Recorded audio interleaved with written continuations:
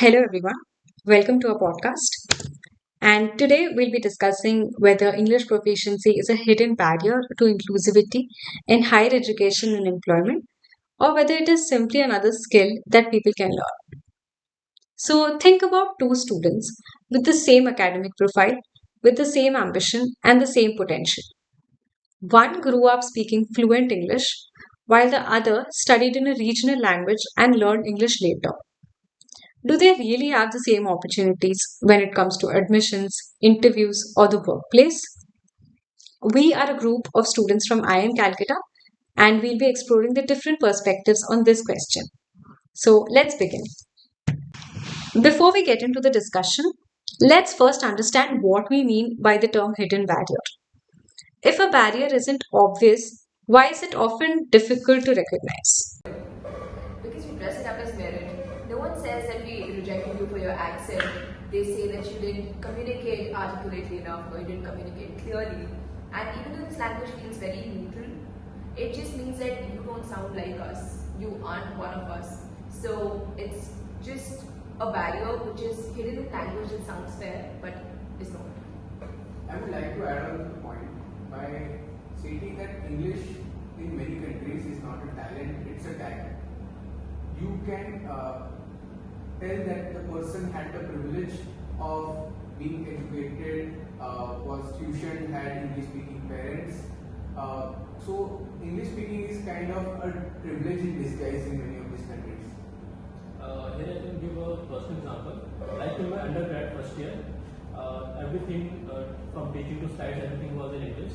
So I am able to understand very well. But during the discussion, I had to translate my thinking before speaking. So people think that I am slow and not that sharp.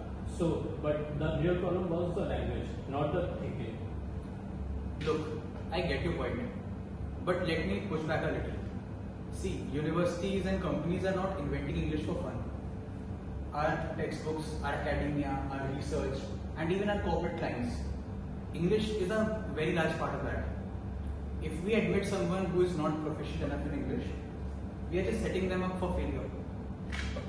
I'd also like to add that from a hiring perspective, this barrier may be hidden to the enforcers themselves. Like, no interviewer goes in thinking that I want to be biased today. They just kind of select based on the fluency and the confidence of an interviewee in that 30-minute interview based on their skills and knowledge.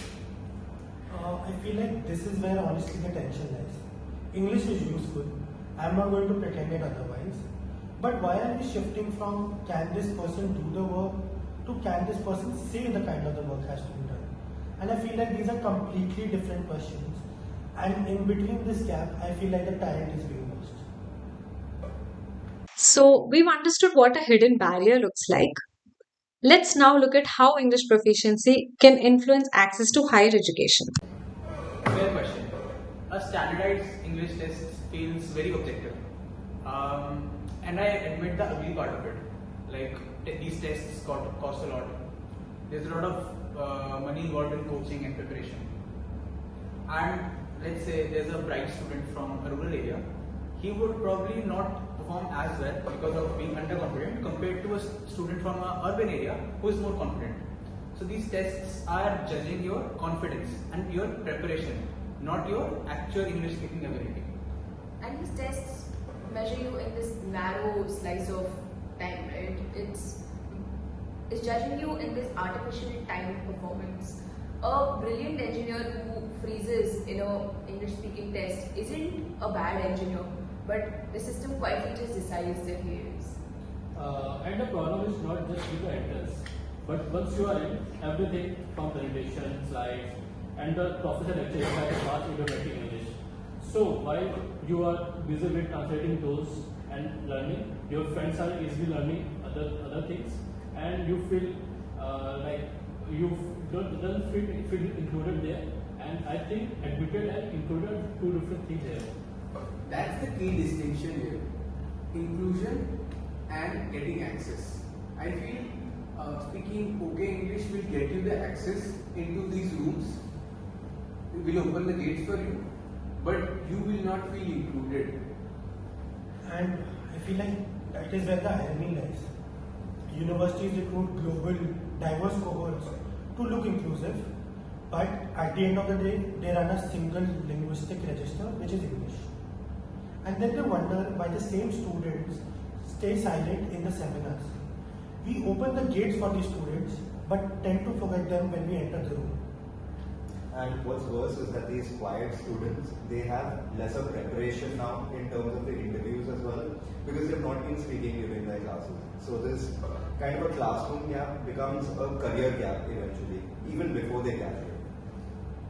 In fairness, I believe that some of us are helping to change this by judging the students' content over the polish, by judging, by not gatekeeping, by not treating English as a gate to be cleared, but rather treating it as a skill to be built.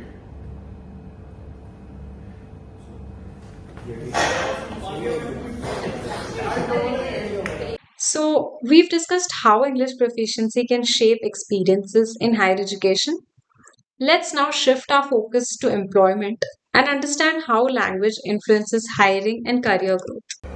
So, I'll be honest, often, yes, it does matter because in a 30-minute interview, a candidate who is fluent in English and confident in his skills may be chosen over a candidate who is quieter but more competent but cannot get his views across. So, this is a bit of a bias, but it is something that has existed in our society. And this compounds over time. A weaker English means a lower starting title will lead to slower promotions, an entire career bent just because of the first impression and not because of ability. So this is not true every time because there are certain roles where communication is the job. Like for a client-facing consultant or a teacher or someone in marketing, you do need to have the necessary skills in English. But let's say that there is someone who is really skilled in technology and I do not hire him because he is not as good at small talk, then I'm missing out on a really good hire. Exactly. Why don't we match the language needs to the needs of the actual role? Most roles just need a clear enough to collaborate kind of fluency, not a flawless native fluency. We have very much inflated the needs more than what the role actually needs. And we should stop treating accent as an error because the purpose of communication is to understand. You can still understand with my accent, but people sometimes judge because I doesn't sound like them. And accent can be derived from their native language background and doesn't tell how good you are at the job. And I'll tell you, this issue comes in our applications too. So, for example, a brilliant candidate who has a really good profile, but they had some grammar slips in their cover letter, they would get flagged. But a weaker candidate who had possibly a ghost-written CV, which is well polished, that CV gets outshines the stronger candidate. So this issue comes, and we are essentially screening for editing skills, not for their actual profile and their actual intelligence. The truth is that this is the future anyways. Most of the English conversation now actually takes place between two non-native English speaking students or persons rather than native speaking English. Perfect native English is more of an outdated than what is the standard right now, and is one of the few things that even when it's recruitment policies is now shifting towards non-native speaking English rather than perfect native English. So, we've discussed the challenges in both higher education and employment. And the next question is what practical changes can make these systems more inclusive? Structured interviews would be a good way to go, where there is a standard set of questions for everyone and we are judged only on the content and the communication skills wherever the job requires it. So the bias will begin to shrink once we stop judging on like a vibe. See, in admissions, we should judge their character and their intelligence, not their polish. And we should let them grow into the language rather than screening them out in the admission process itself. Test the skills that the job actually requires. If the job is writing a report, then test writing a report. Don't make the person speak in a very artificially stressful situation which usually tests nerves more than ability. Uh, and we should normalize the multilingual space. Let people speak in their language and or imperfect English without being judged. And we can start with start with training the interviewer through different accents. It is a small step, but it can make a huge difference. Right. I also feel like we should drop the filter like native like communication from job ads worldwide. Rather, we can think of other filters like something like effective communication. That feels more fairer, and honestly, it is more accurate to find the kind of work you are looking for. Let me put an uncomfortable one here.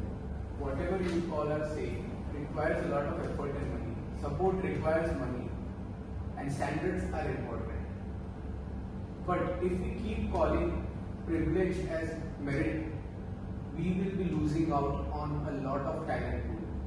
And this does not account fairly. So I mean, we can't take it too far as well. Like, important. It is important to have good communication skills so that members in a team can properly, like, signal what their needs and requirements are. But the goal is not exactly to have no standard; it's to set the right standard where everyone is effectively able to communicate, but we don't need perfect English as one of the, kind of like a barrier to enter. So, is English proficiency a hidden barrier to inclusivity? Based on today's discussion, our answer is yes, more often than we realize. Not because English itself is the problem, but because fluency is often treated as a measure of ability, even when it does not reflect a person's true potential. English is undoubtedly an important skill in higher education and the workplace. However, the discussion also highlighted that the focus should be on assessing people's knowledge, skills, and potential fairly while providing opportunities to develop language proficiency rather than using it as a barrier to opportunities.